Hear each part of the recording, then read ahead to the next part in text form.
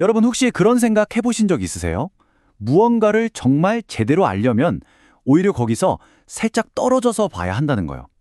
오늘 저희가 그리스도라는 존재에 대해 이야기할 건데요.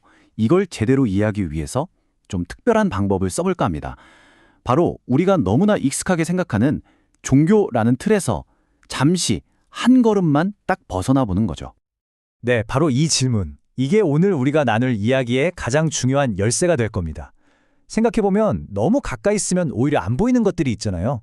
자, 그렇다면 종교의 한 가운데서 잠시 벗어나 그 경계선에 섰을 때 과연 우리 눈에는 무엇이 보이게 될까요? 자, 그럼 첫 번째 여정을 떠나보겠습니다. 종교의 영역 밖에서.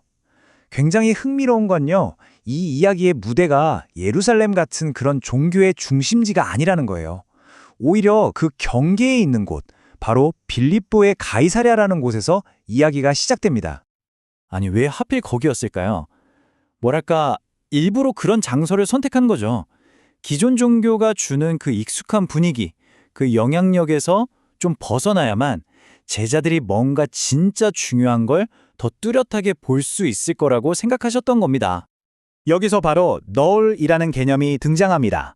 이 종교적인 익숙함이 때로는 진실을 보지 못하게 가리는 너울이 될 수 있다는 거예요. 아무리 좋은 뜻으로 시작된 가르침이나 전통이라도 이게 오히려 본질을 직접 마주하는 걸 방해하는 장벽, 그런 베일이 될 수 있다는 거죠. 자, 바로 그 장소, 그 종교의 경계선에서 예수님이 제자들에게 정말 중요한 질문을 하나 툭 던지십니다. 사람들이 나를 누구라고들 하더냐? 자, 이때 나온 대답들이 두 종류로 나뉘어요. 한번 보세요. 사람들이 뭐라고 합니까? 침례자 요한, 엘리야, 예레미야. 전부 다 들어본 이름들이죠. 네, 익숙한 선지자들이에요. 그러니까 기존의 종교적인 틀, 그 너울 안에서 예수를 이해하려고 했던 거예요. 그런데 베드로의 대답은 와, 이건 완전히 차원이 달랐습니다. 자, 그럼 두 번째 파트로 넘어가 보겠습니다. 아버지로부터 온 계시. 아니, 도대체 베드로는 어떻게 다른 사람들하고는 완전히 다른 이런 놀라운 대답을 할 수 있었을까요? 그 대답은 어디서 나온 걸까요?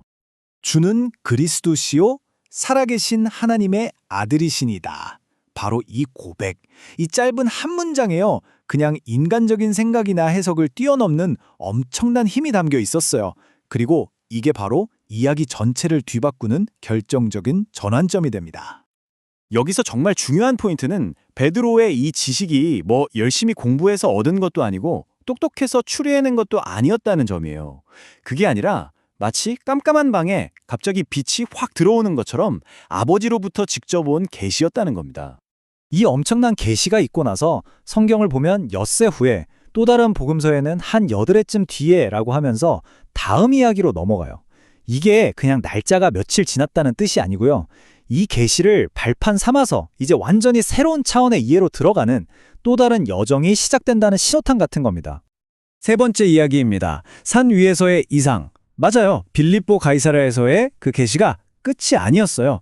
사실은 그게 시작이었던 거죠. 이제 더 높은 산 위에서 펼쳐질 훨씬 더 깊고 놀라운 장면을 보기 위한 일종의 준비 운동이었던 셈입니다.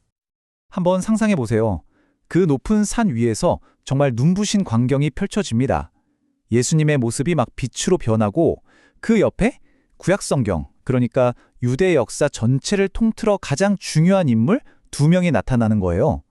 이 장면 자체가 이제 곧 다가올 결정적인 순간을 위한 무대인 셈이죠.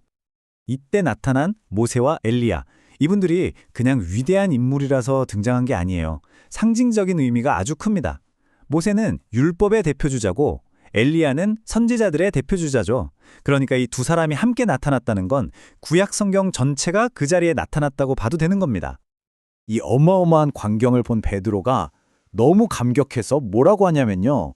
주님, 여기에 초막, 그러니까 장막 셋을 짓죠? 라고 제안해요. 하나는 주님을 위해, 하나는 모세를 위해, 또 하나는 엘리야를 위해서요. 물론 의도는 정말 좋았죠. 하지만 이 말 안에 아주 큰 실수가 숨어 있었어요. 대체 뭐가 실수였을까요? 바로 이거예요. 예수님을 모세와 엘리야, 즉 율법과 선지자와 똑같은 레벨에 같은 선상에 두려고 있다는 점입니다. 얼마 전에 그 너울을 벗고 계시를 받았는데 다시 그 틀 안에 예수님을 가두려고 했던 거죠. 바로 그 순간 베드로의 말이 채 끝나기도 전에 구름 속에서 음성이 들려옵니다. 이 목소리는 베드로의 실수를 아주 명확하게 바로잡아주죠. 예수님이 어떤 분이신지 그 독보적인 위치를 선포하는 겁니다. 이는 내 사랑하는 아들이다. 너희는 모세나 엘리야가 아니라 바로 그의 말을 들어라. 이 강력한 선포가 있고 난 뒤에 제자들이 본 것은 완전히 달라져 있었습니다. 자, 네 번째 파트, 오직 예수만 보다입니다. 이제 머리로 하는 이론이 아니라 눈으로 보는 실제 현실의 이야기로 넘어가는 거죠. 정말 놀라운 장면인데요. 제자들이 정신을 차리고 눈을 들어보니까 방금 전까지 함께 있던 모세와 엘리야가 사라지고 없는 거예요. 율법도 선지자도 다 사라지고 그들의 눈에는 정말 오직 예수님 한 분만 보였습니다. 이게 바로 그 어떤 것과도 비교할 수 없는 예수님의 유일함을 보여주는 가장 강력한 그림인 거죠. 그렇다면 이 모든 이야기들이 우리에게 말해주고 싶은 핵심 메시지는 뭘까요? 바로 이겁니다. 아무리 거룩한 율법이나 성경 말씀이라도 그 자체가 목적이 될 수는 없다는 거예요. 그것들은 우리를 살아계신 그리스도, 바로 그분에게로 데려다주는 이정표, 안내판 역할을 해야 한다는 거죠. 그분 옆에 나란히 서거나 그분을 대신할 수는 없다는 겁니다. 이게 우리 실제 삶에서는 어떻게 나타날까요? 여기 아주 좋은 예가 있어요. 한 자매가 부모님께 순종하라 라는 말씀을 읽었다고 해봐요. 이건 지식이죠? 그런데 5분 뒤에 엄마가 잔소리를 하니까 바로 짜증이 확 나는 거예요. 자, 그런데 이 자매가 주님을 직접 만나는 경험을 한 뒤에는 어떻게 될까요? 똑같은 잔소리를 듣는데도 마음속에 평안이 있고 할렐루야 할 수 있게 되는 거죠.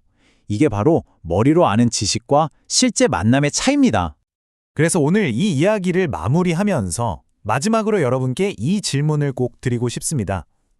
여러분의 삶에서 익숙한 종교의 소리, 전통의 소리, 사람들의 소리, 이 모든 다른 목소리들이 싹 사라지고 났을 때 여러분의 눈에는 과연 무엇이 보이나요?